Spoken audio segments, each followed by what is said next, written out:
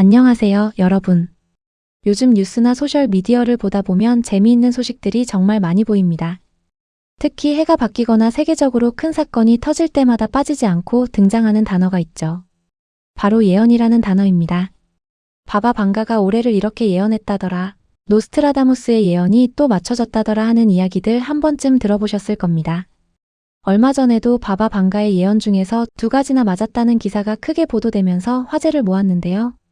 사람들은 왜 이렇게 예언에 열광하고 또 왜 그렇게 소름 돋게 맞았다고 느끼는 걸까요? 오늘 영상에서는 예언가들의 진짜 적중률부터 무당과 타로카드, 그리고 우리 마음속 숨겨진 심리학의 진실까지 파헤쳐 보겠습니다. 자, 그럼 시작해볼까요?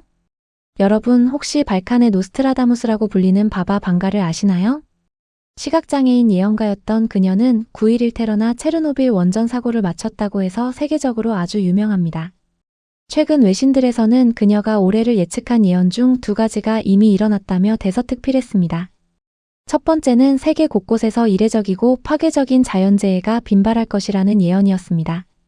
실제로 지진이나 기록적인 폭염, 대형 산불과 폭우가 쏟아지자 사람들은 와, 바바 방가가 또 맞췄다라며 감탄했죠. 두 번째는 인공지능과 자동화 기술이 대대적으로 확산해서 인간의 일자리를 위협할 것이라는 예언이었습니다. 지금 AI 기술이 급격히 발전하고 산업 전반에 침투하는 현상을 보면 정말 그 말이 딱 맞아떨어지는 것처럼 보입니다. 하지만 여러분, 여기서 잠시 냉정하게 숨을 고르고 통계의 눈으로 이 현상을 바라볼 필요가 있습니다. 진짜 예언이 맞았던 걸까요? 아니면 우리가 맞았다고 믿고 싶어 하는 걸까요? 전문가들이 바바 방가나 노스트라다무스 같은 유명 예언가들이 남긴 모든 발언을 수집해서 통계적으로 분석해봤습니다. 결과가 어땠을까요?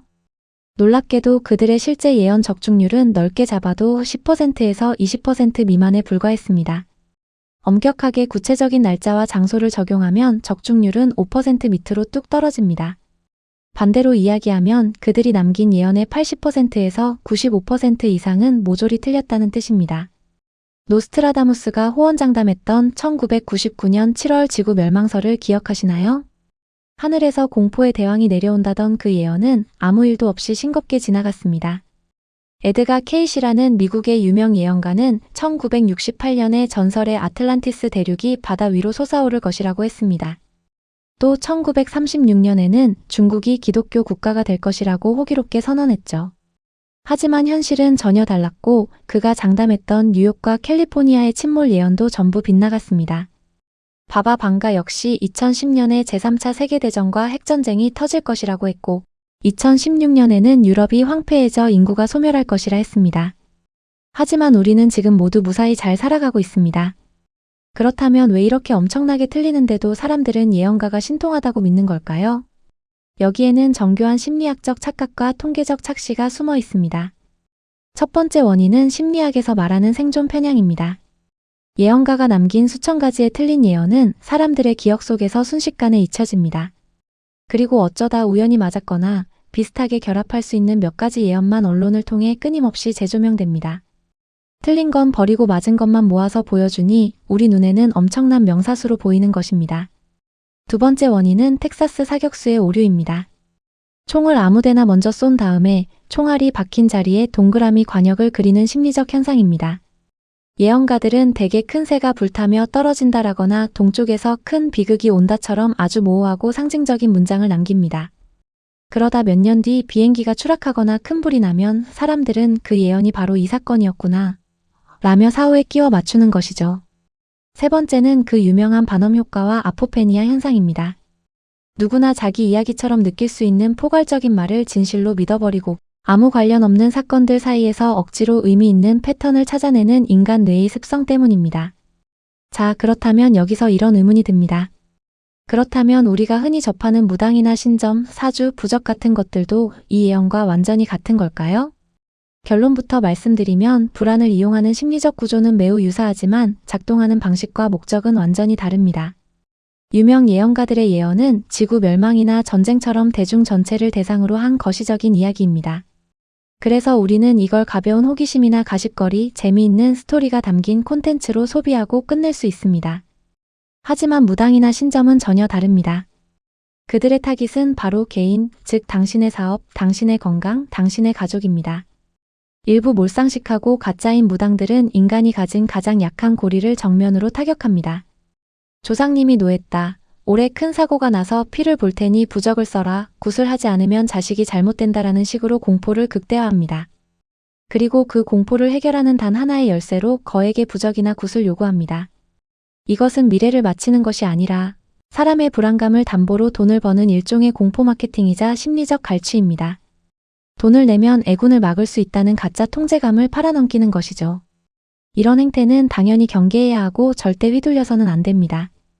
하지만 여러분, 여기서 우리가 놓쳐서는 안 될 중요한 사실이 하나 더 있습니다. 과연 모든 무속 신앙과 무당이 다 엉터리이고 나쁜 것일까요? 결코 그렇지 않습니다. 수천 년 동안 무속 신앙이 우리 역사 속에서 사라지지 않고 남아있었던 데에는 분명한 긍정적 역할이 있었습니다. 현대처럼 정신과나 전문 상담소가 없었던 옛날, 마음이 부서진 이들이 찾아갈 수 있는 유일한 곳이 바로 무당이었습니다. 진짜 선한 무당들은 찾아온 사람의 억울한 사연과 한을 조건 없이 들어주는 따뜻한 경청자였습니다. 굿이라는 행위 역시 억눌린 슬픔과 눈물을 마음껏 쏟아내게 만들어주는 일종의 심리적 카타르시스 과정이었습니다. 억울하게 세상을 떠난 이의 입장을 대변해 슬퍼해주고 남아있는 사람의 마음속 멍울을 풀어주었죠.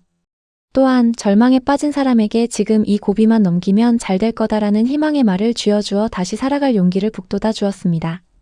이것은 과학적으로도 입증된 플라시보 효과, 즉 위약 효과를 발휘해서 실제로 난관을 극복하게 만드는 힘이 되기도 했습니다. 타로카드 역시 마찬가지입니다. 타로카드는 미래를 족집게처럼 예언하는 도구가 아닙니다. 타로카드는 그림이라는 매개체를 통해 내 마음속 깊은 곳을 들여다보는 심리적 거울에 가깝습니다. 78장의 카드에는 인간이 살아가며 느끼는 기쁨, 슬픔, 갈등, 희망의 모든 상징이 들어있습니다. 우리는 타로 리더와 대화하면서 내 안에 이미 존재하고 있었지만 깨닫지 못했던 진짜 속마음을 카드에 투영하게 됩니다. 상대방이 내 고민을 들어주고 공감해주는 그 과정 자체에서 엄청난 마음의 위안을 얻는 것이죠. 결국 예언, 무당, 사주, 타로카드 이 모든 것들은 하나의 커다란 질문으로 귀결됩니다. 인간은 왜 이렇게 불완전하고 왜 존재하지도 않는 미래의 이야기에 이토록 쉽게 흔들리는 걸까요? 그 이유는 인간의 뇌가 불확실성을 극도로 싫어하도록 진화했기 때문입니다. 뇌 과학자들에 따르면 우리 뇌는 앞으로 무슨 일이 일어날지 모르는 상태를 신체적 통증과 거의 같은 위협으로 받아들인다고 합니다. 미래가 불투명하면 뇌는 엄청난 스트레스와 불안감을 느낍니다.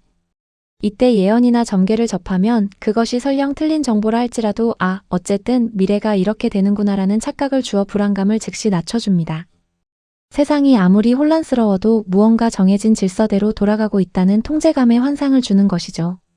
그렇다면 우리는 이제 이 모든 것들을 어떻게 받아들이고 활용해야 할까요? 저는 여러분께 이렇게 제안해드리고 싶습니다. 예언이나 운세, 타로를 내 삶을 지배하는 절대적 운명으로 받아들이지 마세요.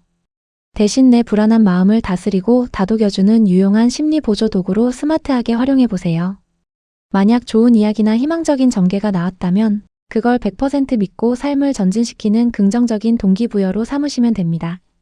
올해 내 운이 좋다니까 더 열심히 해봐야지 하고 자신감을 얻는 것이죠. 반대로 흉흉한 예언이나 기분 나쁜 말이 나왔다면 절대 불안해하거나 겁먹을 필요가 없습니다. 세상이 지금 많이 불안하구나, 혹은 내가 요즘 마음이 많이 조급해서 이런 말에 신경이 쓰이는구나라고 내 감정을 읽어내면 됩니다. 그리고 당분간 돌다리도 두들겨보고 조심해서 나쁠 건 없지 하고 액땜했다 치고 훌훌 털어버리시면 됩니다. 가장 중요한 원칙은 삶의 주도권을 절대로 남이나 미신에게 넘겨주지 않는 것입니다. 예언이 내 미래를 결정하는 것이 아니라 오늘 나의 선택과 노력이 내 미래를 만들어가는 것입니다. 나를 불안하게 만들고 돈을 요구하는 가짜에는 당당하게 선을 그으세요. 그리고 지친 하루 끝에 가벼운 위로나 대화가 필요할 때 타로나 운세를 마음의 쉼터 정도로 가볍게 즐겨보세요. 불안해하는 나 자신의 불완전함을 인정하고 따뜻하게 안아줄 때 우리는 그 어떤 예언보다 강력한 삶의 주인이 될 수 있습니다. 오늘 영상이 여러분의 얽혀있던 마음을 시원하게 풀어주는데 조금이라도 도움이 되었기를 바랍니다.